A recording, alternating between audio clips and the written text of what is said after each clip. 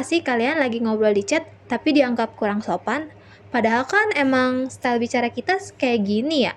Nah, pada kesempatan kali ini saya akan membahas bagaimana cara Gen Z berkomunikasi. Karena komunikasi dari generasi Z sendiri ini dianggap memiliki ciri khas tertentu yang berbeda dari generasi-generasi sebelumnya. Nah, menurut Gen Z ini pada zaman sekarang ngobrol tuh bukan cuman bahasa tapi harus ada vibe-nya gitu. Karena kalau udah dapet vibes-nya nih, baru komunikasinya bisa connect. Nah, ciri-ciri Gen Z sendiri itu ada biasanya menggunakan hybrid language atau campuran bahasa-bahasa. Biasanya Gen Z sendiri mencampurkan bahasa Indonesia dengan bahasa Inggris. Mungkin agar terlihat lebih keren atau bagaimana, tapi Gen Z ini sering banget mencampur-campurkan sebuah bahasa ya. Lalu ciri yang kedua itu Gen Z biasanya ada shortcut communication nih. Kayak suka banget Gen Z tuh pada menyingkat-nyingkat sesuatu hal kayak OTW, on the way gitu.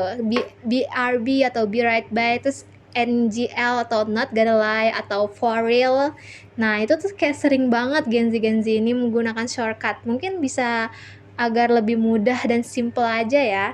Nah, Gen Z juga sering banget nih menggunakan casual tone. Kayak mungkin agar ngobrol sendiri lebih santai, lebih merasa dekat satu sama lain. Jadi mereka-mereka ini sering banget menggunakan casual tone.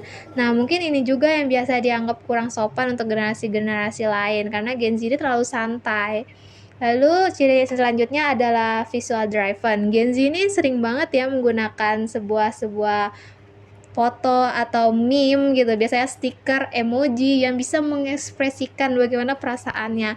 Jadi Gen Z tuh nggak pernah ngomong terlalu banyak tapi lebih sering mengeluarkan perasaannya lewat visual driven ini.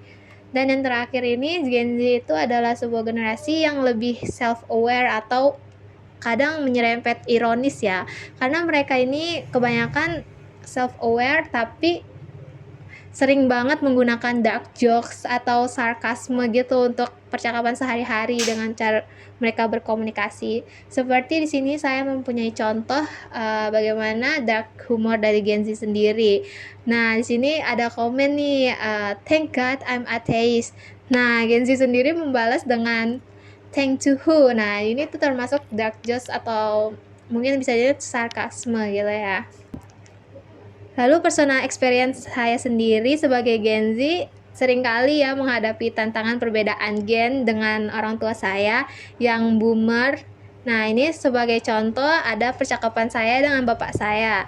Kayak saya sering banget nih menanyakan bagaimana kabarnya gitu, apakah sudah pulang. Nah, di sini bapak saya sedang dalam perjalanan bisnis keluar kota. Saya menyampaikan kabar bahwa di rumah ini semuanya pada kangen kepada beliau.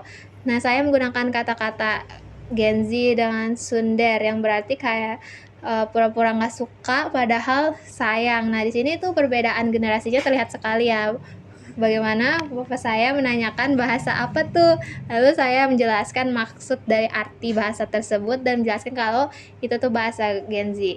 Lalu kemudian sebagai contoh lain adalah percakapan saya dan bapak saya juga. Selanjutnya saya sebagai Gen Z seringkali mengungkapkan perasaan saya dengan menggunakan emoji dan maupun stiker gitu ya yang lebih ekspresif gitu. Namun bapak saya sebagai boomer yang sangat kaku paling hanya membalas dengan emoji yang selalu seperti itu aja, emoji jempol. Nah, kemudian sebagai Gen Z pun bahasa komunikasi Gen Z ini ada pros dan cons-nya, positif dan negatif. Nah, positifnya dari bahasa Gen Z sendiri adalah efisiensinya oke. Karena mereka seringkali langsung to the point tanpa basa-basi. Lalu kemudian lebih gampang engage dan relatable gitu. Jadi mudah dimengerti meskipun mungkin itu untuk sesama Gen Z sendiri. Dan yang ketiga adalah cepat membangun koneksi karena Gen Z ini lebih mudah akrab karena pembawaannya santai terutama sesama generasinya.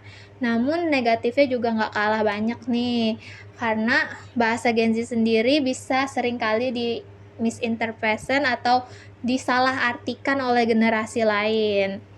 karena mungkin kurang mengerti bahasanya sendiri. Lalu juga dianggap terlalu santai dan tidak sopan nih, sering banget ya Gen Z suka jadi bahan dari generasi lain dibilang tidak sopan karena terlalu santai.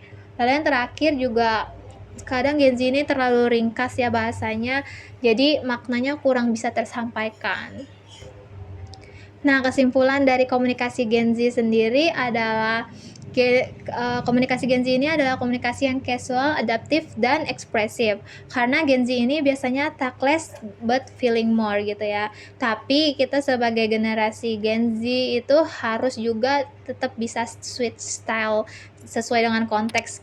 Kita harus tahu bagaimana suasana yang bisa memperbolehkan kita tetap santai maupun profesional. Santai itu oke, tapi harus clear dan respectful. Ya, karena kita ini sebagai komunikan juga kan ya, kita harus menyampaikan sesuatu dengan jelas dan juga tetap sopan ya. You can keep it chill, but you keep it smart. Karena ngobrol itu bukan cuma soal gaya, tapi tentang impact dan quality-nya. Sekian presentasi dari saya tentang komunikasi Gen Z. Thanks for listening. Keep it the convo real, relevant, and respectful. Terima kasih.